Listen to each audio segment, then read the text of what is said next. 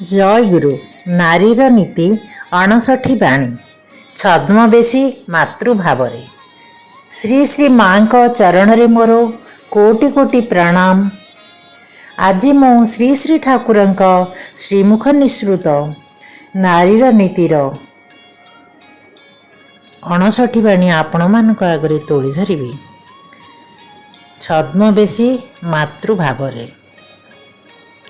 ଅନେକ ଦୁର୍ବଳ ଚେତା ନିଚ ଚିନ୍ତାପରାୟଣ ପୁରୁଷ, ବିଶେଷତଃ ତାଦୃଶ ଯୁବକମାନେ ସେମାନଙ୍କର କାମ ଲୋଲୁପତାକୁ ଭାତୃତ୍ୱ ବା ସନ୍ତାନତର ମୁଖା ପିନ୍ଧାଇ ମା, ମାଉସୀ, ଭାଇ, ଭଉଣୀ ଇତ୍ୟାଦି ସମ୍ବୋଧନର ସାହାଯ୍ୟରେ ଝିଅମାନଙ୍କ ନିକଟକୁ ଯାଇ ହାବଭାବ ଆଦର ଆବଦାରରେ ସେମାନଙ୍କୁ ବଶକୁ ଆଣି ଦୁଧ ଖାଇବା, ଚୁମ୍ବନ, ଜଡ଼ାଇ ଧରିବା ଇତ୍ୟାଦି ଭିତର ଦେଇ ସେମାନଙ୍କର ନୀଚ କାମ ପ୍ରବୃତ୍ତିକୁ ଚରିତାର୍ଥ କରିନିଅନ୍ତି, ଯାହାକି ସେମାନଙ୍କର ମାଉସୀ, ଭଉଣୀ ବା ଗର୍ଭଧାରିଣୀ ସହିତ କଦାପି କରନ୍ତି ନାହିଁ।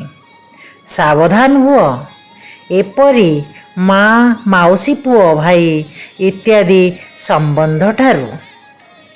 ଏଥିରେ ଝିଅମାନେ କାମ ଭାବରେ ଉଦ୍ଦୀପ୍ତ ହୋଇ ଏପରି ପୁରୁଷଙ୍କଠାରେ ଢଳି ପଡ଼ନ୍ତି, ଫଳରେ ଆତ୍ମବିକ୍ରୟ କରିବାକୁ ବାଧ୍ୟ ହୁଅନ୍ତି।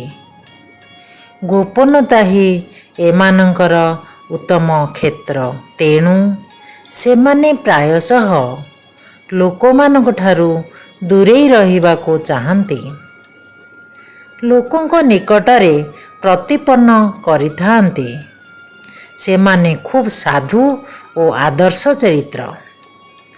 ଉଭୟଙ୍କୁ ଉଭୟେ ପାରିପାର୍ଶ୍ୱିକର ଚକ୍ଷୁ ଏଡ଼ାଇବା ପାଇଁ ପ୍ରଚାର କରିଥାନ୍ତି, କିନ୍ତୁ ବାସ୍ତବତାରେ ସେମାନଙ୍କର ଚରିତ୍ରରେ ସେପରି କିଛି ବି ଭଲ ଦେଖାଯାଏ ନାହିଁ। ଯେ କେହି ହେଉନା କାହିଁକି ପୂର୍ବରୁ ସାବଧାନ ହୁଅ। ଆଉ ଯଦି ଭୁଲ କରି କିଛି ଦୂର ଅଗ୍ରସର ହୋଇଥାଅ, ଏହିସବୁ ଲକ୍ଷଣ ଦେଖିବା ମାତ୍ରେ ହିଁ ଘୁଞ୍ଚି ଛିଡ଼ା ହୁଅ। ମନକୁ ସଂଯତ କର, ପଦଦଳିତ କରି ଉପଯୁକ୍ତ ଶିକ୍ଷା ଦେଇ ତାହାଙ୍କୁ ବିଦାୟ କର। ବୁଝିବ, ନେଙ୍କଡ଼ା ବାଘ ମଧ୍ୟ ଏମାନଙ୍କଠାରୁ ଚରିତ୍ରବାନ। ବାଣୀ ସଂଖ୍ୟା 59। ଜୟଗୁରୁ।